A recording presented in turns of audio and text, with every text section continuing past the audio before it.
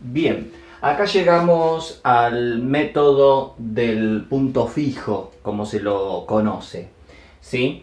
¿De dónde surge el método del punto fijo? Bueno, si tenemos una ecuación de la forma f de x igual 0, ¿se acuerdan que la podemos algebraicamente, ¿sí? Manipulándola algebraicamente, la ecuación f de x igual 0 la podemos llevar a la forma f1 de x igual a f2 de x, es decir, una igualdad de dos funciones, que se acuerdan que por el método gráfico graficábamos f1 y f2 en un mismo sistema cartesiano y veíamos dónde se corta ambas funciones, en uno o en más de un punto, y eso nos va a permitir saber cuántas raíces tiene. Entonces lo que hacemos es transformar algebraicamente esta ecuación en esta otra. Hay toda una teoría, de hecho en el texto de Sadowski trabaja con esta ecuación, con la ecuación de la forma f1 de x igual a f2 de x. Nosotros vamos a trabajar con un caso particular, ¿sí? Donde una de las dos, supongamos f1 de x, es la función lineal x, y f2 de x la vamos a llamar directamente con otro nombre, g de x. Así que de este caso general pasamos al caso particular donde a la f1 la llamamos x, es decir, la convertimos en la función lineal x, y f2 en la función g de x. Entonces, ¿qué es lo que estamos diciendo acá? Lo que estamos diciendo es que una ecuación de la forma f de x igual 0, ¿sí? O una ecuación de la forma f1 de x igual a f2 de x, la podemos llevar, de hecho después vamos a ver algún ejemplo, la podemos llevar a la forma x igual a g de x, ¿sí? Donde, ¿qué es lo que estaríamos buscando acá? Acá lo que estaremos buscando es encontrar las raíces de esta función o encontrar las abscisas de los puntos de intersección de estas dos funciones equivale a encontrar las abscisas de los puntos de intersección de la función lineal o de la recta y de la curva g de x, ¿sí? Lo que hacemos es con esto facilitar el problema, porque ahora se va a reducir a encontrar el o los puntos de intersección de una recta, de la recta identidad y igual a x, y de una curva igual a g de x. Entonces se simplifica bastante el problema. Entonces, a partir de esta ecuación vamos a poder encontrar o vamos a poder armar un proceso iterativo de la forma x sub n igual a g de x sub n menos 1. ¿Por qué? Porque fíjense que a partir de un cierto valor, por ejemplo, vamos a empezar con un valor inicial que me lo pueden dar, o si no lo buscamos, ¿sí? Dentro del intervalo AB que sale a partir del método gráfico, que sabemos que ahí dentro del intervalo AB está la raíz, entonces buscaremos algún x0 de ahí adentro. Ya vamos a ver qué condiciones se tienen que cumplir para este método con ese x0, ¿sí? Para asegurarnos que cuando lo metamos acá y empecemos a iterar, efectivamente converja a la raíz que estamos buscando y no que se me dispare al infinito, ¿sí? Que diverja. Entonces, supongamos que tenemos ese x0 inicial, es decir, cuando, en este caso, por como está escrita, n, el primer valor que toma n es 1. Pero bueno, depende, hay autores que acá ponen x sub n más 1 igual a g de x sub n, ¿sí? Donde ahí sí arrancan con n igual 0, otros como en este caso x de n igual, o x sub n igual a g de x sub n menos 1, donde arranca n desde 1. Es una cuestión de notación nada más, es una cuestión de notación. Escrita de esta manera, entonces el primer valor que toma n es 1, ¿sí? Entonces fíjense, cuando n vale 1, fíjense, si yo reemplazo el x sub 1, ¿sí? El x sub 1 va a ser igual a g de un x sub 1 menos 1, un g de x sub 0. El x sub 0, como decíamos, es el valor inicial que me lo van a dar. ¿Qué estoy diciendo con esto? Que a partir de un x sub 0, yo lo meto en la función g, es decir, evalúo la función g en un x sub 0 y me va a devolver un x sub 1. Ese x sub 1 lo vuelvo a meter acá, evalúo la función g en un x sub 1 y me va a devolver un x sub 2. Lo que pasa es que esto lo vamos evaluando y fíjense que vamos a ir, como vamos a ver ahora, vamos a ir saltando de la curva a la recta, de la recta a la curva, de la curva a la recta, de la recta a la curva, a medida que vamos realizando ese proceso iterativo, ¿sí? Bien, esa forma de ir saltando de la curva a la recta, de la recta a la curva y así sucesivamente, se puede hacer de varias maneras, ¿sí? Como lo vamos a mostrar acá con estos dos gráficos. ¿Qué tenemos en particular esto? ¿Y por qué se llama punto fijo? Porque fíjense que si aplicamos límite a ambos miembros cuando n tiende a infinito, es decir, límite cuando n tiende a infinito de x sub n, sería igual al límite cuando n tiende a infinito de la g de x sub n menos 1, pero justamente si la función g dentro del intervalo AB, donde sabemos que está la raíz, es continua, entonces por propiedades de límite sabemos que el límite de esa función g la podemos pensar como g del límite, ¿sí? Que es lo que tenemos escrito acá.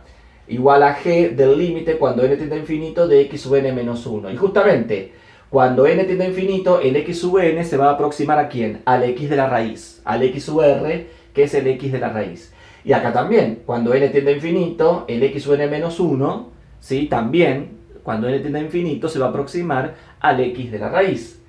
Así que, en definitiva, fíjense que cuando, en este proceso iterativo, cuando n tiende a infinito, cuando ese proceso iterativo se hace infinito, ¿sí? Fíjense que llegamos a esta igualdad, donde el x de la raíz es igual a g evaluado el x de la raíz. Y ahí se llama punto fijo, porque el punto fijo se va a producir justamente cuando estemos parados en el x de la raíz.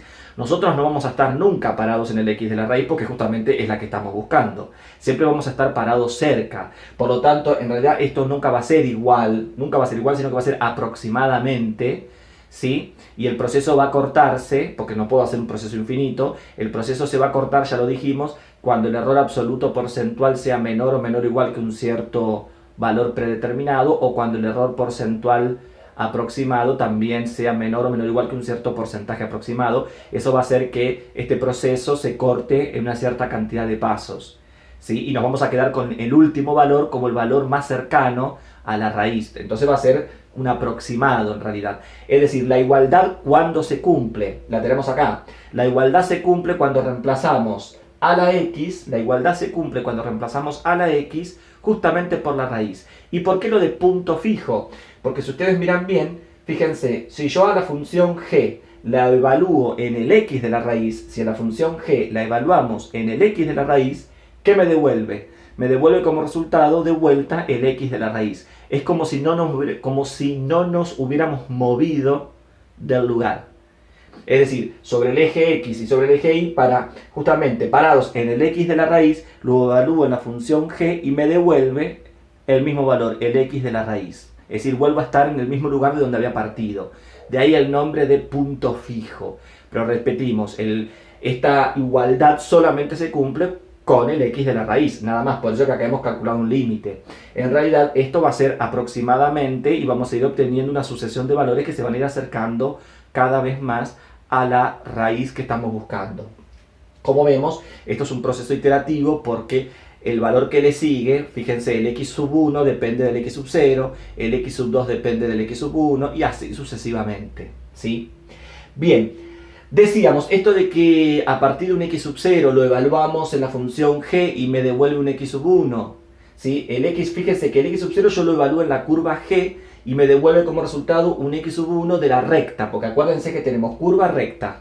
Entonces, el x sub 0 lo evalúo en la función g, lo evalúo en la curva y me devuelve un resultado de la recta. Ese resultado de la recta lo vuelvo a meter en la curva g y me devuelve otro resultado de la recta. Así que voy saltando de la curva a la recta, de la recta a la curva, de la curva a la recta, de la recta a la curva y así sucesivamente. Eso de ir saltando, como decíamos, se puede hacer de varias maneras. Fíjense, espero que lo puedan notar a partir del video, ¿sí? Igual acá lo voy a describir. Igual esto está tanto en el texto de Sadowski, ¿sí? No tanto en el texto de García Merallo, ¿no? Porque lo hace muy muy simple, pero sí está más detallado en el texto de Sadowski y está mucho más detallado obviamente en el texto de cálculo numérico fundamental de Demidovich, que este texto, ¿sí? Yo de acá les mandé el capítulo, justamente el capítulo que tiene que ver con ecuaciones. No les mandé el libro, porque como ya dije, este libro no lo tengo escaneado. Habría que buscarlo, a ver si está en internet, ¿sí? Seguramente está, yo no lo busqué. Pero decíamos, yo les mandé el capítulo que tiene que ver con ecuaciones, donde están todos los métodos que estamos viendo, y esto que estoy diciendo también está acá, donde está el teorema que vamos a enunciar y está la demostración del teorema y demás. Igual en el texto de Sadowski también. Lo que pasa es que Sadowski trabaja con esta ecuación, ¿sí? Con una F1 genérica igual a una F2 genérica. En cambio ya el texto de Demidovich o el texto de García Merallo trabajan con este caso particular, cuando tenemos recta igual a una curva. Ahí está la diferencia. Y acá el teorema se demuestra justamente en este caso particular. En cambio, Sadowski lo hace con este otro general. Cualquiera de los dos sirven. Cualquiera de los dos sirven porque, repito, este caso surge a partir de este, ¿sí? Así que cualquiera de los dos van a servir. Entonces, fíjense, tenemos una primera situación para este proceso iterativo. Tenemos, fíjense, la recta y igual a x, que está en verde. Tenemos la curva en rojo igual a g de x. Fíjense que la recta y la curva se cortan en este punto P, color naranja. Voy describiendo los colores para que ustedes lo puedan distinguir con el video. Se cortan en este punto P en color naranja, por lo tanto acá tenemos el x de la raíz. Esta sería la abscisa del punto de intersección de la recta con la curva, ¿sí? Que es lo que estamos buscando. Entonces tenemos el x de la raíz, ¿sí? Bien, tenemos el intervalo AB. Ya vamos a ver que sabemos que la raíz está dentro del intervalo AB. Esto lo sabemos a partir del método gráfico, porque graficamos la recta, graficamos como acá, graficamos una recta, graficamos una curva. Sabemos que ambas se cortan, ¿sí? Dentro de un intervalo y sabemos que la raíz está ahí adentro. Entonces vamos a trabajar con ese intervalo. Esto de que acá yo tengo intervalo AB y acá tengo intervalo AB, bueno, eso lo vamos a ver ahora cuando leamos el teorema, porque tiene que ver con el teorema. ¿Sí? Entonces, fíjense, partimos de un x sub 0, que lo pongo acá. G de x sub 0, fíjense, a partir de un x sub 0, G de x sub 0 me va a dar el punto A sub 0 de la curva. ¿Sí? Entonces, G de x sub 0 es este. Pero, repito, para un x sub 0, esto sería la altura, sería G de x sub 0. G de x sub 0, que estaría acá, que yo no lo marqué, G de x sub 0. Pero ese G de x sub 0 me va a dar un x1. ¿Sí? Así que fíjense, ¿ven? A partir del x0 voy a la curva. G de x sub 0, que sería esta altura, me va a dar el x1, que es este que está acá. Pero el x1, ¿quién es? Fíjense, la altura de x1 es g de x sub 0. ¿Por qué? Porque estamos trabajando justamente con la recta identidad. Estamos trabajando con la recta identidad. ¿Qué estoy queriendo decir? Que g en x sub 0 me va a dar un valor. Y ahora voy a la recta, g de x sub 0, y la llamo x1, a g de x sub 0, lo llamo x1, entonces voy acá, sobre el eje x, entre A y B, x1, la recta que me va a dar x1, para x1 me va a dar x1 porque estamos con la recta identidad, para x1 me va a dar x1, pero recuerdan que x1 ¿quién era? Era g en x sub 0, x1 era g de x sub 0, ¿sí? Entonces, fíjense, para x sub 0 tengo g de x sub 0, ¿sí? Este valor que estaría acá, que lo llamo x1. Como estoy con la recta identidad, este x1 proviene de este x1. Así que este x1 sería g en x sub 0 me va a dar x1. G en x sub 0 me va a dar x1, que está acá. Entonces ven que de la curva voy a la recta. ¿Ven las flechas? De la curva voy a la recta. Ahora, en x sub 1, una vez que tengo x sub 1, lo vuelvo a meter en g. Una vez que tengo x sub 1, ahora evalúo g en x sub 1, que me va a dar este punto A1. ¿Sí? Entonces, g en x sub 1 me va a dar esto. Esto sería g en x sub 1. Pero g en x sub 1, ¿a quién lo voy a llamar? x2. x2. G en x sub 1, x2. Este x2, por la recta, x2, ¿de dónde proviene? De este x2. Entonces, x2 es g de x sub 1. Entonces, a partir de un x sub 0 lo evalúo en g y me va a dar una g de x sub 0, me va a dar una x sub 1. Este x sub 1 lo evalúo en g y me va a dar una x sub 2. Esos puntos sobre la curva son A0, A1, A2.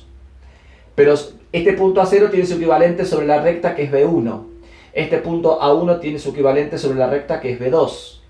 ¿Sí? El punto A2 de la curva tiene su equivalente sobre la recta que va a ser el punto B3. Y así sucesivamente. Entonces fíjense que yo acá me estoy acercando por derecha. Porque tengo x0, x1, x2, me voy acercando a la raíz por derecha. Podríamos habernos acercado por derecha, como en este caso, o podríamos habernos acercado por izquierda. A eso se lo llama convergencia en un mismo sentido, se lo conoce como convergencia en un mismo sentido, o también se lo conoce como convergencia directa. Cuando nos vamos acercando, cuando este proceso iterativo, estoy mirando de que no borre nada, este proceso iterativo me va dando una sucesión de valores, ¿sí?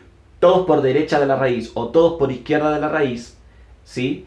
Se dice que es convergencia en un mismo sentido o también se la llama convergencia directa, ¿sí?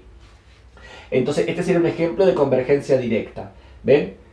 Partimos de un x sub 0, llegamos a un x sub 1, un x sub 2, fíjense que estamos muy cerca del x de la raíz. ¿Sí? Entonces, a partir del x sub 0, nos vuelvo a repetir, vamos de la curva a la recta, de la recta a la curva, de la curva a la recta, de la recta a la curva, de la curva a la recta, de la recta a la curva, que es eso que yo le iba diciendo a medida que íbamos reemplazando y íbamos obteniendo los valores de la sucesión. ¿Sí? Bien, esta sería una forma, ¿sí?, de este proceso iterativo. Otra forma que puede adoptar este proceso iterativo, si yo lo represento gráficamente, es este otro que está acá, que se lo llama convergencia oscilante o convergencia espiralada, porque justamente va a ser la forma de una espiral. Acá nos vamos a ir acercando, ¿sí?, a ese punto donde se cortan ambas curvas, donde se corta la recta y la curva, pero de manera espiralada. Acá nos acercamos de manera escalonada, como si fuera una escalera. En cambio acá nos vamos a acercar de manera espiralada. Recuerden, en este caso se llama convergencia en un mismo sentido, convergencia directa. En este caso se lo conoce como convergencia oscilante. ¿Sí? ¿Por qué? Porque vamos a ver que nos van a ir dando esos valores de la sucesión, nos van a ir dando valores por derecha y por izquierda, es decir, valores más grandes y más chicos que la raíz, pero cada vez más cerquitas de la raíz, cada vez van a estar más cerca de la raíz. ¿Sí? Entonces, lo mismo. Tenemos la recta de identidad igual a x, tenemos la curva igual a g de x, tenemos el intervalo b que sabemos que la raíz está ahí adentro, partimos de un x sub 0, evaluamos g en x sub 0. G en x sub 0 me va a dar este valor, g de x sub 0, pero g en x sub 0 es x sub 1, así que este g en x sub 0 o x sub 1 por la recta, ¿sí?, proviene de un x 1. Así que g en x sub 0 me va a dar un x1, ¿sí? Entonces fíjense que de la curva voy a la recta. Una vez que tengo el x1 lo meto acá y evalúo g. Una vez que tengo x1, ahora lo evalúo en g, así que g en x sub 1. G en x sub 1 me va a dar un x sub 2 de la recta. Entonces, a partir del x sub 1 lo evalúo en g, y eso que me va a dar un x sub 2, ¿sí? Un x sub 2, fíjense que acá está, a la derecha de la raíz, un x sub 2 de la recta. ¿Se acuerdan que dijimos? Vamos de la curva a la recta, de la recta a la curva, de la curva a la recta, de la recta a la curva. Entonces fíjense, a partir del x sub 0, voy de la curva a la recta, de la recta a la curva, de la curva a la recta, de la recta a la curva. Fíjense que me voy acercando de manera espiralada hacia el punto P, que es la intersección de la recta con la curva, que estamos buscando justamente el x de la raíz, que es la abscisa del punto de intersección. Pero ven que acá me va dando valores. Fíjense, empecé por un valor más grande que el x de la raíz, saltamos a un valor más chico, luego nos da un valor más grande, luego un valor más chico, y así sucesivamente, pero cada vez la distancia entre ellos es más pequeña, y por ende, ¿sí?, la raíz va a estar ahí adentro, y podemos tomar al último valor, ¿sí?, de esa sucesión, cuando la cortemos después de una cierta cantidad de pasos. Cuando cortemos esa sucesión, al último valor de la sucesión podemos tomarlo como el valor más próximo o el valor más cercano a la raíz. ¿Sí? Con un cierto error prefijado, ¿no? Obviamente, porque todo ese proceso se corta cuando a mí me dan un error. Entonces, fíjense que este proceso iterativo puede tener este tipo de convergencia o puede tener este otro tipo de convergencia. Pero ahora noten algo. Que esto obviamente lo va a dar el teorema. Acá nosotros no lo vamos a demostrar por una cuestión de tiempo y además porque es largo, ¿sí? Pero como ya les dije, en los textos lo tienen. Tanto en el texto de Demidovich como en el texto de Sadowski lo tienen. No así en el de García Merallo.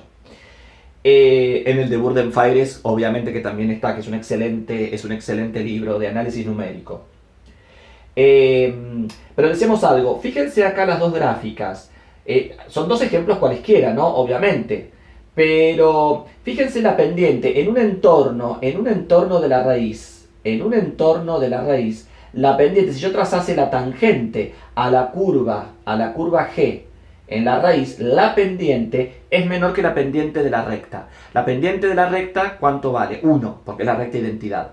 ¿Sí? Pero fíjense que en un entorno de la raíz, la pendiente de la recta tangente a la curva en el punto de intersección, ¿sí?, es menor que la pendiente de la recta, es menor a 1.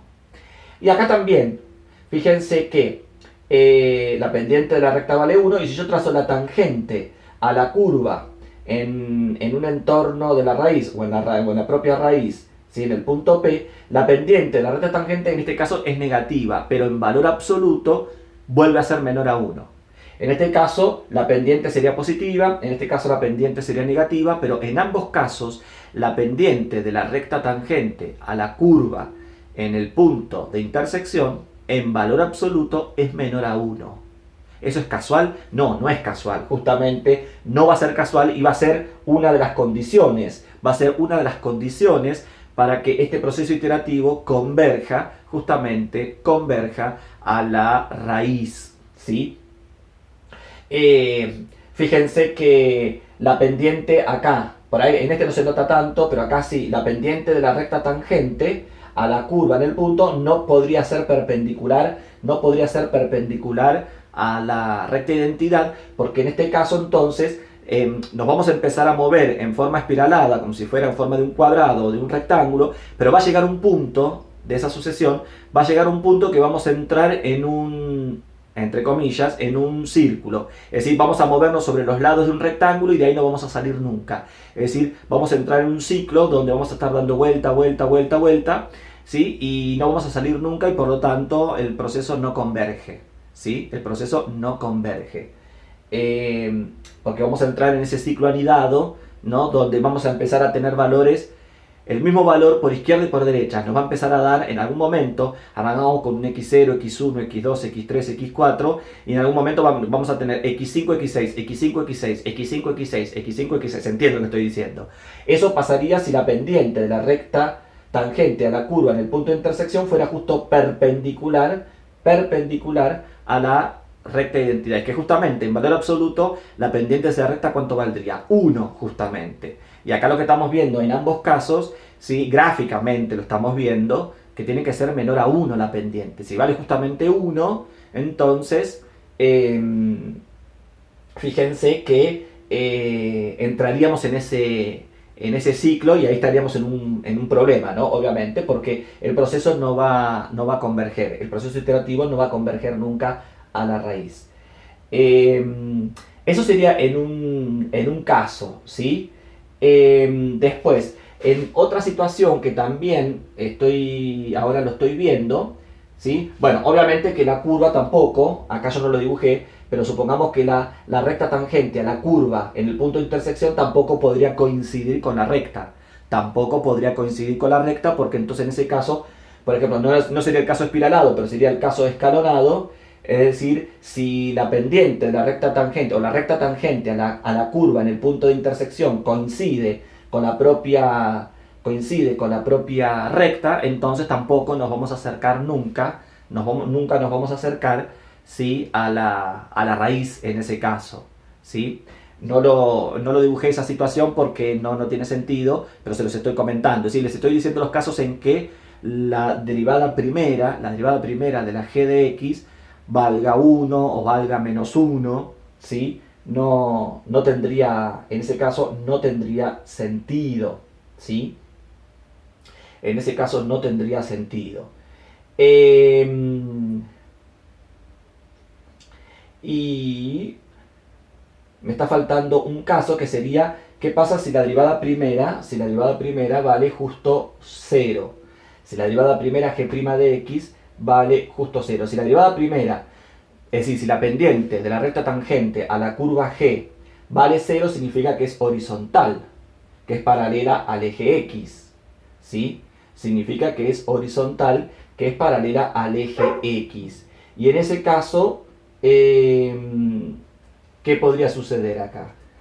Y estoy viendo, a ver, en este caso, porque no, acá lo vamos a ver después en las situaciones, fíjense que no toma el valor 0, mejor dicho. En ese caso, si es horizontal, ¿sí? ¿Qué es lo que podría llegar a estar pasando? A ver, si es horizontal, estoy pensando en voz alta. Si la pendiente o la recta tangente a la curva es horizontal, es decir, que la derivada primera vale 0, es horizontal, paralela al eje x, ¿sí? En ese caso, no sería el caso de un movimiento de tipo también espiralado, sino que por ahí sería el caso de un movimiento de tipo escalonado, ¿sí? tipo escalera, en ese caso tampoco va a converger. ¿Por qué? Y porque en ese caso nosotros, ¿qué es lo que va a suceder? Vamos a empezar a obtener valores de la sucesión y va a llegar un momento que, ven como acá que voy a tener x0, x1, x2, porque vamos de la curva a la recta, de la recta a la curva, de la curva a la recta, ¿sí? Si llega a ser horizontal, se me va a disparar, en ese caso también se me dispararía, ¿sí? La sucesión al infinito y no convergería, Pero igual lo voy a seguir pensando porque ahora no, en este momento no se me viene a la memoria, ¿no? En el caso de que valga 0, porque estoy viendo acá que la condición la cumple, ¿sí? Estoy viendo que la condición la cumple. Bueno, mientras sigo explicando, mi cerebro va a seguir pensando en el caso en que la derivada primera valga 0. ¿Qué pasaría? ¿Qué sucedería? Bien, entonces, a la hora de trabajar con un proceso iterativo podemos tener este tipo de convergencia o este tipo de convergencia. Convergencia en el mismo sentido, convergencia directa o convergencia escalonada, ya sea por derecha o por izquierda, y convergencia oscilante o convergencia espiralada, ¿sí? Bien, hay un teorema, decíamos, que es el teorema del punto fijo, ¿sí? Que dice, sea g de x, estamos hablando de la ecuación x igual a g de x, sea g de x, sea g de x definida y diferenciable para todo x perteneciente al intervalo AB, cerrado, que sabemos que ahí adentro está la raíz, ¿sí? Repito, sea g de x definida y diferenciable para todo x perteneciente al intervalo, ¿sí? AB. Tal que, fíjense, tal que g de x pertenece al intervalo B. Y acá está lo que yo les decía, ¿sí? Porque fíjense que cuando yo pongo x, si x pertenece al intervalo AB, si x pertenece al intervalo B por ser x igual a g de x, entonces g de x, es decir, las imágenes de x a través de g de x, ¿sí? Las g de x también van a tener que pertenecer al intervalo AB. Repito, si x pertenece al intervalo AB, las g de x, ¿sí? Para cada x, cuando yo lo pongo acá y calcule la g, ese resultado, las imágenes, ¿sí? También van a tener que pertenecer al intervalo AB. Entonces, si ustedes miran bien, estas situaciones están dentro de cuadrados, ¿sí? De lados AB por AB. Si ustedes miran bien acá, fíjense, yo acá marqué sobre el eje X el intervalo AB y fíjense, acá tengo el intervalo AB. Es decir, que todo lo que suceda, todo lo que yo dije recién que sucede, todo lo que suceda dentro del intervalo AB sobre el eje X va a tener que suceder sobre el intervalo AB sobre el eje Y. No me tengo que salir. ¿Qué significa? Que si en algún momento, para ambos procesos, si en algún momento, cuando vamos haciendo que vamos de la curva a la recta, a la recta a la curva, de la curva a la recta, a la recta a la curva y así sucesivamente, si en algún momento en ese proceso, ya sea sobre el eje X o sobre el eje Y, nos salimos del intervalo AB, chau. Significa que entonces ese proceso iterativo no va a converger, sino que va a diverger. Es decir, que todo esto tiene que suceder dentro de este cuadrado, ¿sí? De ancho, la distancia que va de A a B sobre el eje X por AB sobre el eje Y. Lo mismo acá, ¿ven? Tengo el intervalo AB, ¿sí? Y acá tengo el intervalo AB. Es decir, todo lo que pasa acá, todo este movimiento de tipo espiralado, va a estar dentro de este cuadrado de ancho, la distancia de AB sobre el eje X por la distancia de AB sobre el eje Y. Acá lo mismo, si en este proceso espiralado en algún momento nos salimos de ese cuadrado, entonces significa que el proceso ya no va a converger, sino que va a diverger. Así que en ambas situaciones, todo eso tiene que suceder dentro de ese cuadrado. Eso es la primera parte de lo que plantea el teorema, ¿sí? Si g de x está definida y es diferenciable dentro del intervalo AB y las imágenes para cada x dentro del intervalo AB, las imágenes dadas por g también están dentro del intervalo AB, ¿sí? Eso es lo que estamos diciendo, ¿sí? Y además dice, si existe un Q perteneciente a las racionales, es decir, si existe una fracción Q, ¿sí? Tal que la derivada primera de g de x en valor absoluto es menor o igual que q, menor que 1, y g' de x, ¿quién es? G' de x es la pendiente de la recta tangente a la curva en el punto de intersección con la recta de identidad, que era lo que estábamos diciendo recién, ¿sí? Que la pendiente de esa recta tangente tenía que ser menor a 1, ¿sí?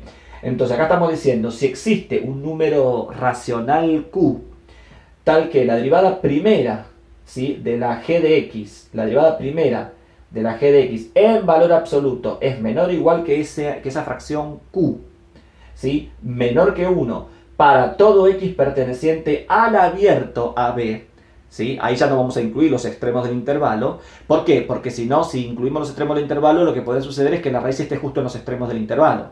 Y se acuerda que siempre nosotros nos aseguramos que la raíz esté dentro del intervalo. Entonces decíamos, sucede esto, que la derivada primera de la g' de x es menor o igual que q, menor que 1 para todo x perteneciente al abierto AB, ¿sí? Seguimos acá. Entonces vamos a tener dos consecuencias, ¿sí? La primera consecuencia, que el proceso iterativo x sub n igual a g de x sub n menos 1 para todo n natural, el proceso iterativo del cual hablábamos hoy, converge, este proceso iterativo converge independientemente del valor x sub 0 perteneciente al intervalo cerrado B. Es decir, que este proceso iterativo va a converger a la raíz independientemente de cualquier x sub 0 que tomemos dentro del intervalo AB, ¿sí? Dentro del intervalo AB, porque ya se cumplieron las hipótesis. Acuérdense que estas son las hipótesis, ¿sí? Se tiene que cumplir esta primera hipótesis y esta segunda hipótesis.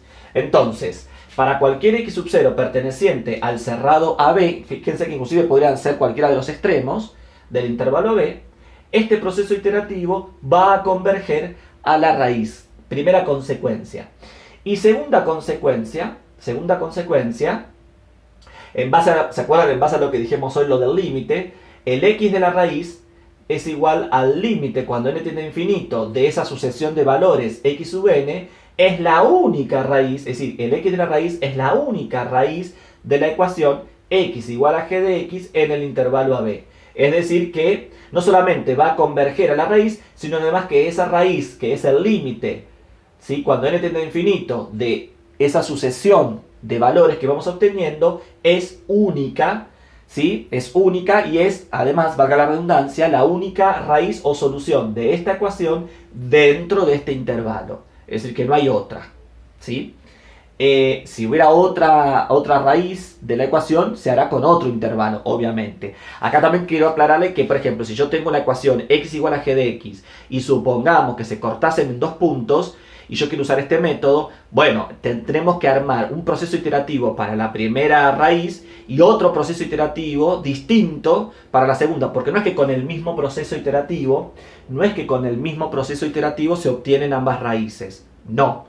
Me puede servir para una, pero no para la otra. Por lo general son procesos iterativos, por ahí son fórmulas que se van a parecer, pero son distintas. Es decir, que voy a obtener dos procesos iterativos, una para cada raíz, en base a las condiciones de las hipótesis y demás. Así que, porque todo esto está dado para una raíz dentro del intervalo AB. ¿Se entiende? Si hay más de una, voy a necesitar, repito, dos procesos iterativos. Bien. Esto, por ejemplo, quiero sí remarcar la diferencia por ahí con el método de la bisección, que es el mismo método. Si hay dos raíces, se aplica el mismo método, obviamente para intervalos distintos, donde esté cada raíz. Si yo aplico, por ejemplo, el método de la regla falsa o regula falsi, también el método de la fórmula es la misma, simplemente lo que cambia es el intervalo donde está cada raíz. Si aplico el método de Newton-Raphson, otra vez, la fórmula iterativa de Newton-Raphson va a ser la misma, ¿sí? Que yo voy a usar para cada raíz, pero lo que me va a cambiar es el intervalo en donde se encuentra cada raíz, en base a las condiciones de Fourier que ya vimos.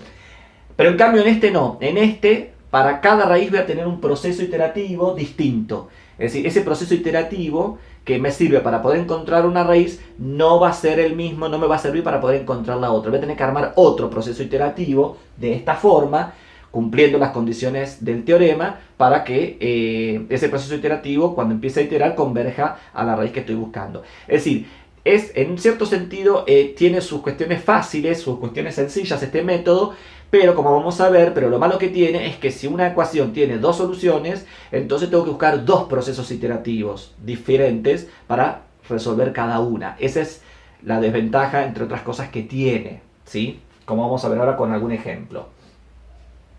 Bueno, fíjense que en base al teorema del punto fijo, podemos tener varias situaciones. En base principalmente a esto, a que la derivada primera de la función g de x tiene que ser menor o igual que q, menor o igual que 1. Por lo general el número q uno no lo va a conocer. En la mayoría de los casos el número q uno no lo conoce. Entonces directamente uno que hace módulo de g' de x menor que 1, en realidad uno lo que haría que es, dada la ecuación, hacemos la derivada primera en valor absoluto, ¿sí? Tenemos el intervalo AB, tomamos un x0 de ahí adentro y probamos. Lo metemos acá y vemos si la derivada primera en ese x0 en valor absoluto es menor que 1. ¿Sí? Entonces, si se cumple, entonces podemos tomar ese x0 para empezar a iterar. Pero además, esto también nos va a decir qué tipo de iteración vamos a tener, justamente. Fíjense, si la derivada primera, evaluada en ese punto inicial x0, está entre menos 1 y 0, ¿sí? Porque acá recuerden que es módulo de g' de x menor que 1. Si está entre menos 1 y 0, vamos a tener convergencia oscilante. La convergencia va a ser de este tipo, de tipo espiralada. Si la derivada primera en ese valor inicial x sub 0 está entre 0 y 1, ¿sí? Vamos a tener convergencia en un mismo sentido. Es decir, convergencia directa. ¿Sí? En este caso, convergencia directa por derecha, pero podemos tener convergencia directa por izquierda, podría haber sido por izquierda. ¿Y qué más? Si la derivada primera evaluada en x sub 0 es menor que menos 1, directamente va a haber divergencia oscilante. Es decir, en vez de acercarnos, nos vamos a ir alejando de manera espiralada cada vez más. Vamos a tener una divergencia oscilante. Y si la derivada primera de g en x0 es mayor que 1, ¿sí? Vamos a tener divergencia en un mismo sentido. Es decir, en vez de acercarnos de manera escalonada, nos vamos a ir alejando, ¿sí? De manera escalonada, ¿sí? Esa sería la idea en este caso, ¿sí? Bien, veamos acá un ejemplo. No lo voy a resolver, pero simplemente como para mostrar una idea de lo que es el método. Supongamos que tenemos que resolver la ecuación 2 a la x menos 5x más 2 igual 0. Bueno, todo lo que está en el miembro izquierdo sería nuestra f de x. ¿Se acuerdan? F de x igual 0. Todo esto sería nuestra f de x. Y se acuerdan que lo llevamos a la forma x igual a g de x. Y acá viene el problema. A la hora de llevarlo, dado una ecuación de la forma f de x igual 0, llevarlo a la forma x igual a g de x, no es que sea difícil. Vamos a ver porque es álgebra. Pero el problema ¿cuál es? El problema es que no existe una sola manera de llevarlo a la forma x igual a g de x. ¿Qué significa? Que dada una misma ecuación, yo la puedo llevar a la forma x igual a g de x de maneras distintas, es decir, con funciones g distintas, sí. Sí, lamentablemente sí. Y ahora viene la segunda pregunta. ¿Y cuál de todas esas voy a usar? Y bueno, tendré que tomar una y ver si se cumplen las condiciones del teorema o esto. Si veo que no, tendré que tomar otra y ver si se cumple esto. Pero acá pueden pasar varias cosas. Puede pasar que yo lo lleve a la forma x igual a g de x, ¿sí? X igual a g de x, y tomo un x0 y vemos que no me sirve. Entonces uno dice, bueno, descarto esa g. Lo vuelvo a hacer de vuelta de la forma x igual a g de x, pero llevándolo a otra g distinta. ¿Por qué? Porque con la anterior, el x0 que probé no me sirvió. No, porque lo que podría pasar es que justo ese x0 no me sirva, la g sí me sirva, la g de x sí me sirva, pero justo el x0 que yo elegí no me sirva y tenga que ser otro x0. ¿Se entiende lo que estoy diciendo? ¿Sí? Entonces sí me servía la g, pero no el x0. O podría ser al revés, ¿sí? Me sirve el x0, pero no me sirve la g, entonces ese x0 tengo que probarlo en otra g de x. Y bueno, acá ya no hay un método que me diga esta sí, esta no. A la hora de llevarlo a la forma x igual a g de x, hay que ir teniendo en cuenta las condiciones del teorema y esto que vamos a ir haciendo acá. Pero no hay, repito, no hay un método que me diga elijo esta g y esta la descarto. Lamentablemente no. Esto que yo les decía hoy, si la ecuación tiene dos raíces, puede pasar que a la hora de llevarlo a la forma x igual a g de x, yo lo llevo a la forma x igual a una g1 de x y otra forma sería x igual a una g2 de x, que g1 y g2 son distintas. Y puede pasar que la primera me sirva para una raíz y la segunda me sirva para otra raíz, con x sub ceros distintos para empezar a iterar en cada una. ¿Se entiende lo que estoy diciendo? ¿Sí? ¿Se entiende lo que estoy diciendo? O puede pasar también que a la hora de resolver una ecuación, ¿sí? Supongamos que tenga dos raíces y uno pida, bueno, hallar la mayor de las raíces por el método del punto fijo. Entonces, yo tengo la ecuación, lo llevo a la forma x igual a g de x, tomo un x0, verifico esto, se me da, supongamos que se me da convergencia en el mismo sentido, ah, bueno, bárbaro, me sirve. Empiezo a iterar, pero resulta que cuando empiezo a iterar, en vez de acercarme a la mayor raíz, me voy acercando a la menor raíz. ¿Qué significa entonces que esa g no me sirve? Tengo que usar otra g. ¿Se entiende lo que estoy diciendo? Pero vuelvo a repetir, esto lo da la experiencia a la hora de trabajar con este tipo de problemas y con este tipo de ejercicios. Verificando, como siempre digo, las condiciones del teorema. Pero no hay un método que me diga esta sí, esta no. ¿Se entiende lo que estoy diciendo? Por eso digo, tiene sus pros y sus contras este método. Repito, es muy bueno, pero tiene sus pros y sus contras. Entonces decíamos, fíjense, tenemos 2 a la x menos 5x más 2 igual a 0. Fíjense, aplicando álgebra lo podemos, despejamos esta x, no esta, la x del 5, despejamos la x del 5 y lo podemos llevar a esta forma, a la forma x igual 2 a la x más 2 sobre 5. Y esta va a ser mi g de x. ¿Ven? Esta va a ser mi g de x. Entonces tenemos x igual a 2 a la x más 2 sobre 5. ¿Sí? Ustedes podrían graficar en un mismo sistema la recta igual a x y de manera aproximada la exponencial 2 a la x más 2 sobre 5 y ver aproximadamente dónde se cortan para tener una idea dónde está la raíz, para tener una idea dónde está el x de la raíz y para también qué intervalo AB vamos a tomar. ¿Se entiende? Es decir, graficar estas dos funciones en un mismo gráfico. Bien. Repito, acá lo que despejamos fue la x del 5, porque después vamos a mostrar que podemos despejar la x del exponente del 2 y ahí vamos a tener otra g de x. Tenemos esta, una vez que tenemos esta, bueno, acá más o menos hice una gráfica aproximada. En verde sería la recta igual a x y en rojo sería la curva 2 a la x más 2 sobre 5. ¿Sí? Que para 0 vale 3 quintos, cuando x vale 0, la g vale 3 quintos, ¿sí? Y cuando vale 1, ¿sí? Cuando vale 1, la g vale 4 quintos, ¿sí? 2 a la 1, 2, más 2, 4, 4 quintos, ¿sí? Acá lo tenemos. Fíjense que ambas, la recta y la curva, se cortan en un XUR acá. Fíjense que el XUR está muy cerca del 1, es decir, podríamos decir que del 0,5 está a la derecha. Así que uno, por ejemplo, uno podría tomar el intervalo 0,51 o podremos tomar el intervalo 0,1. De hecho, acá yo tomé el intervalo 0,1, pero podríamos haber tomado el intervalo 0,51, ¿sí? Obviamente. Obviamente también que cuanto más chico es el intervalo, es obvio que menos pasos me va a llevar el proceso iterativo, ¿sí? Menos pasos me va a llevar el proceso iterativo. Siempre y cuando se cumplan las hipótesis de los distintos teoremas de los distintos métodos, ¿no? Porque puede fallar, digo, puede fallar, ¿no? No confiarse que porque tomé un intervalo pequeño, me va a llevar mucho menos pasos y ya está, porque habría que ver la forma que tiene la curva, el entorno de la raíz, cómo se está cortando la recta con la curva, ¿sí? Podría ser algo raro, ¿sí? Raro me refiero, no va a haber discontinuidad, porque la curva tiene que ser continua dentro del intervalo, pero la forma que tenga la curva, es decir, si la pendiente de la recta tangente es muy cercana a 1, por más que el intervalo sea muy pequeño, si la recta tangente a la curva en el punto donde se cortan es muy cercana a 1 o a menos 1, el proceso iterativo es muy factible que me lleve muchos pasos y no pocos pasos, aunque trabaje con un intervalo pequeño, ojo. ¿Sí? Es decir, que pueden pasar muchas cosas acá. Pero bueno, uno confía mínimamente en que las cosas se están dando o que se van a dar. Entonces, a partir del método, habiendo graficado esto, ¿sí? Vamos a tomar el intervalo 0,1, que sabemos que la raíz está ahí adentro. De hecho, fíjense que está a la derecha del 0,5, así que sabemos que la raíz es mayor a 0,5. Hasta podríamos decir que es 0,7 aproximadamente, ¿sí? Simplemente mirando el gráfico, 0,7. ¿Sí? Tenemos entonces que la raíz pertenece al intervalo 0,1. ¿Sí? Bueno, acá puse el del resultado, pero bueno. ¿Qué es lo que hacemos? Una vez que tenemos esto, tenemos que ver en qué situación nos encontramos y si se verifican las hipótesis, ¿sí?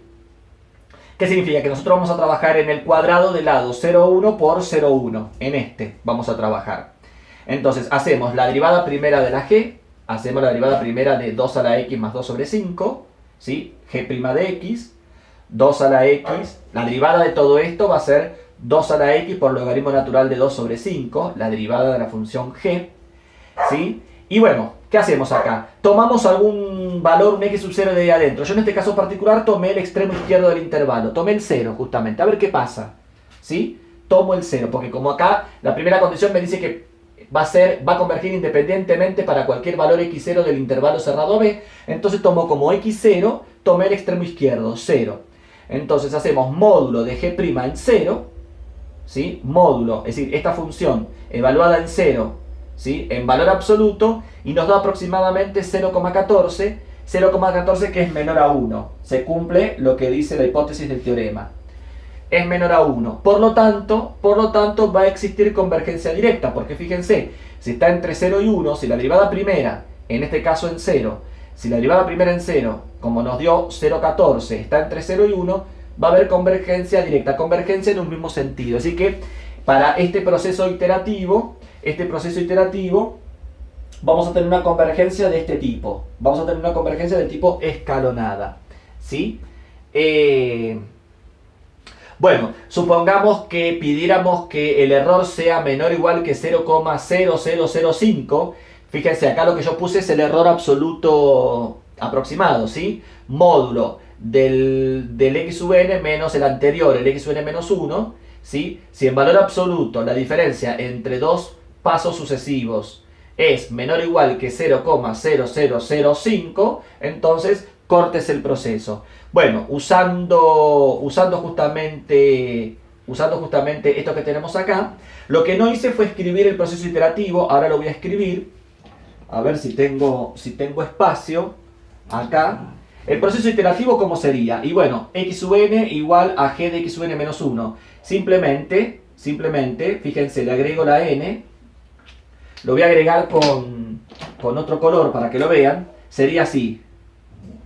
¿Ven? X sub n igual a 2 a la x sub n menos 1. ¿Sí? Y esto sería g de x sub n menos 1.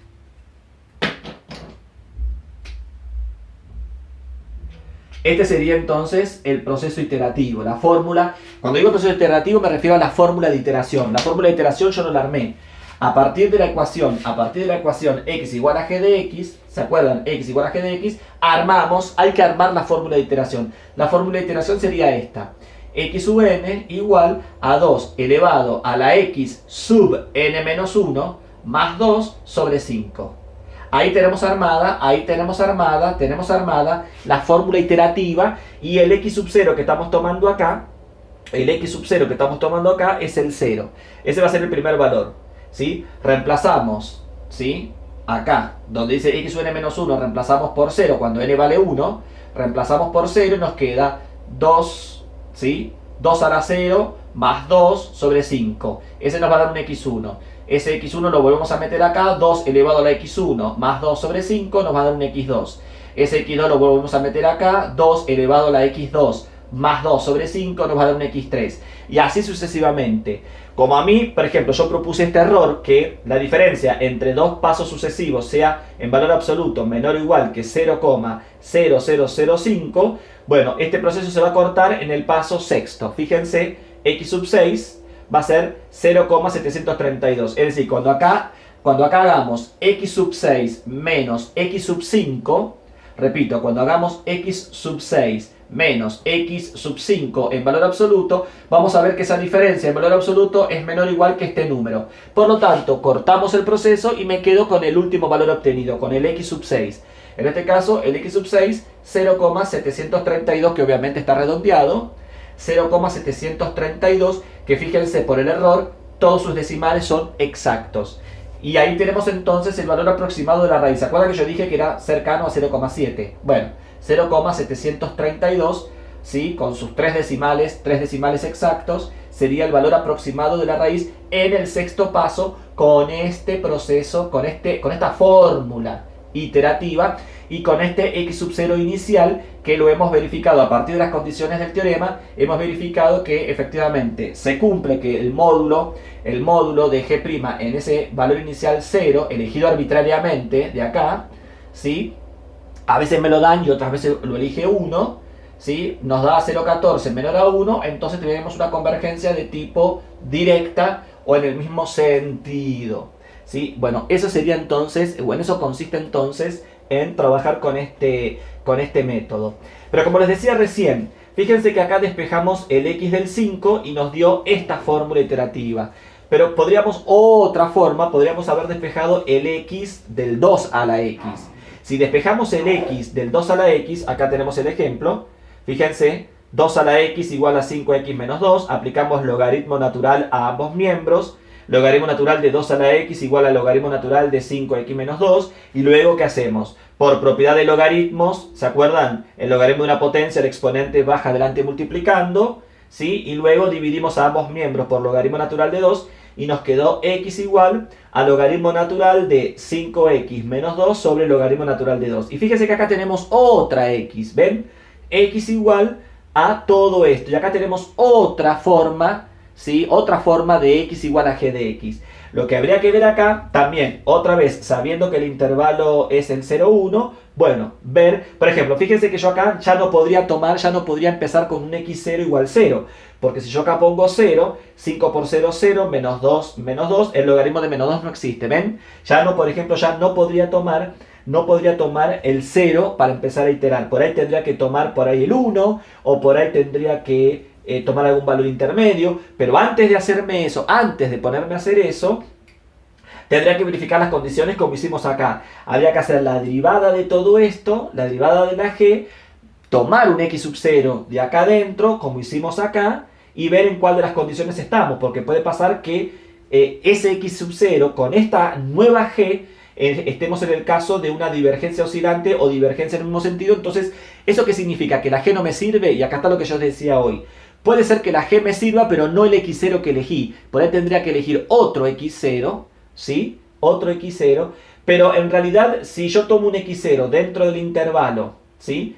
Lo que pasa que, a ver, ustedes van a decir, ¿pero cómo? Si acá dice independientemente del intervalo AB que yo tome. Bueno, pero si yo estoy trabajando con el intervalo 0,1 y tomé 0,1 y con 0,1 la derivada primera de esta me da que me diverge, entonces uno dice, pero entonces me contradice en la primera consecuencia. No, en todo caso habrá que tomar un intervalo más chico, porque ese x0, que yo dije 0,1 no me sirve, entonces en vez de trabajar con el intervalo 0,1, trabajaremos, qué sé yo, con el intervalo 0,5, 1, y tomaremos un x0 de ahí adentro, de ese nuevo intervalo. Por eso que acá digo que hay que tener cuidado, porque puede ser que la g me sirva, pero no el x0. O al revés, puede pasar que el x0 que yo estoy tomando, ¿sí? Ese x0 es x0 igual a 0,1, lo inventé, x0 igual a 0,1 me sirva, pero no me sirva esta g. Es decir, que ese x0 me tiene que servir para otra g. ¿Y de qué otra manera podríamos despejar acá? Bueno, otra forma, fíjense, otra vez como ejemplo, a esta ecuación podríamos, porque también se suele hacer eso, podríamos sumarle x a ambos miembros. Le sumamos x a ambos miembros y fíjense lo que nos quedó. X igual a 2 a la x menos 4x más 2. Y acá tenemos de vuelta otra g. Entonces por ahí ese x0 no me sirve para esta g, pero por ahí sí me sirve para esta. ¿Se entiende entonces? Entonces fíjense cómo de la misma ecuación podemos, en este caso lo podemos llevar a tres formas diferentes de la forma x igual a g de x. Esta sería una, esta sería otra, esta sería otra. De las tres me quedé con la primera, porque aparte de las tres la más fácil es esta, porque esta sí es fácil de dibujar, ¿sí? Esta curva es fácil de dibujar. Ya dibujar esta, y acá se complica, se podría, pero se complica, y ya dibujar esta, ya acá sí se complica del todo, porque fíjense que tengo una exponencial con una lineal, ¿sí? Entonces, por ejemplo, dibujar esto en un mismo sistema cartesiano, la recta fácil, pero dibujar esta curva, y ahí ya necesitaríamos una computadora para graficar esto, para ver más o menos dónde se están cortando. Obviamente que se están cortando en el mismo lugar porque la solución es la misma, ¿sí? Para cualquiera de las tres, la solución va a ser la misma, pero los gráficos van a ser distintos. La recta sí va a ser la misma, pero la curva G en las tres va a ser distinta, y ahí ya se necesitaría una computadora, un software, cosa que acá esta se puede dibujar fácilmente sin necesidad de una computadora. Pero como dije hoy, esto lo da la experiencia, esto de que tenemos tres formas, ¿sí? X igual a g de x, y de las tres me quedé con la primera, repito, porque uno prueba. Pruebo con esta, veo que no me sirve, se me complica, pruebo con otra, veo que no me sirve, se me complica, pruebo con esta, y veo que anduvo, bárbaro, me quedo con esa. Bueno, repito, sale con la experiencia. No hay un método que me diga, esta sí, esta no, esta no. No hay un método. ¿Sí? Podemos ir verificando. Con el teorema podemos verificar. ¿Se entiende? Podemos verificar las condiciones, pero no hay algo que me diga esta sí, esta no. Eso sale, repito, sale con la experiencia. No queda otra, ¿sí? En este caso no queda otra. Bueno, entonces, en esto consiste el método del punto fijo. Dentro de los métodos, sí, se utiliza bastante. Es de convergencia, no es de convergencia rápida como el método de Fourier, pero tampoco es de convergencia tan lenta por ahí como el método de la bisección, ¿sí? Sino que tiene una convergencia intermedia. Pero también todo esto depende de la forma de la curva en un entorno de la raíz, cómo sea la curva y demás, cómo se esté comportando la curva, que haga que la convergencia sea más rápida o más lenta, ¿sí? O que se me dispare al infinito, porque acá podemos empezar a entrar en casos particulares, ¿no? Obviamente. Yo no me voy a meter con eso, porque como siempre digo, a mí lo que me importa es que ustedes tengan a grandes rasgos, ¿sí? Las características de cada uno de los métodos y que a la hora de resolver una ecuación, bueno, me conviene este o me conviene este otro. De todos, como siempre hemos dicho, el clásico es el método de Newton-Raphson, porque es de convergencia rápida, pero siempre y cuando verificando las condiciones de Fourier, ¿se entiende? ¿Sí? Pero como decíamos, este es un muy buen método, ¿sí? Muy buen método, muy interesante. Aparte del teorema del punto fijo, tiene aplicaciones en otras áreas de la matemática, no solamente acá en la parte del cálculo numérico, sino que, repito, tiene en otras áreas de la matemática, ¿sí? Tiene aplicaciones interesantes, ¿sí? Pero bueno, era simplemente como para mostrarles, como para que ustedes tengan una idea, ¿no? En qué consiste este método y las condiciones que uno tiene que tener presentes. Hay un ejemplo que yo les mandé resuelto paso a paso donde buscamos el punto Q. Repito, el número Q por lo general uno no lo conoce porque uno siempre va a resolver módulo de G' de X menor que 1, ¿sí? Entonces el Q uno no lo necesita. Pero digo, hay un ejemplo donde yo les mandé resuelto paso a paso donde se verifican bien las condiciones del teorema, se arma la ecuación a partir de x igual a g de x, se arma la fórmula iterativa, se busca un x sub 0 dentro del intervalo, ¿sí? También se determina el intervalo, ¿sí? Muchas veces también es interesante que si ustedes a partir de la ecuación x igual a g de x, si la g de x dentro de todo es sencilla, si para buscar el intervalo AB, en vez de hacerlo a partir del método gráfico, para estar más seguro, para tomar un x sub 0 de ahí adentro, les conviene resolver la inecuación módulo de g' de x menor que 1.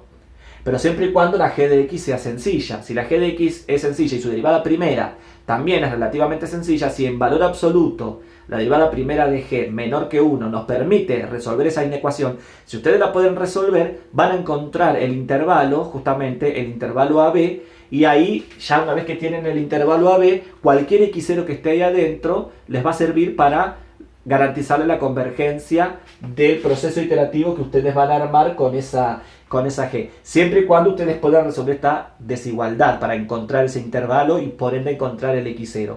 Pero depende de la G de X. Por eso digo, si la G de X ya es media complicada, es un asquete donde, qué sé yo, me empieza a aparecer cosas medias raras o la inecuación, al hacer la derivada primera, esta inecuación se me complica mucho, ¿sí? Entonces ya no me conviene resolverla para poder encontrar el intervalo AB. Ahí el intervalo AB uno lo obtiene a partir del método gráfico, como hicimos acá, de manera aproximada. Tomamos un x sub 0 de ahí adentro, nos encomendamos a Dios que ese x0 sirva. No, tomamos un x0 de ahí adentro, como yo hice acá, y una vez que tengo ese x0, sí, verifico que la derivada primera de g en ese c, en ese x0, en valor absoluto sea menor que 1, entonces significa que ese x sub 0 me va a servir para empezar a iterar. Si no, tomaré otro x0. Si tomo otro x0 porque este no me sirve, significa que tengo que trabajar con un intervalo más chico, ¿sí? Y tomaré otro x0. ¿Se entiende lo que estoy diciendo?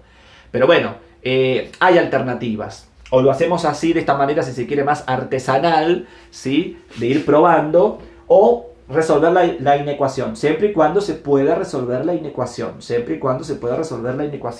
¿sí? Porque va a depender de la forma que tenga la g de x. Bueno, espero que mínimamente este video haya servido, ¿sí? se haya entendido. Esto obviamente que lo van a complementar con la lectura de los apuntes y de los textos que tienen. Y obviamente que, como siempre digo, esto sale con la práctica, no queda otra. Sentarse y ponerse a resolver y empezar a ver, empezar a buscar x igual a g de x y ver cuál me sirve, cuál no. O, como decíamos, si la ecuación tiene dos raíces, esta x igual a g de x me sirve para esta raíz y esta me sirve para esta otra raíz, por ejemplo. Trabajar con ese tipo de situaciones, ¿sí? Nos vemos entonces en el próximo video y cualquier duda, cualquier pregunta, como siempre, por correo.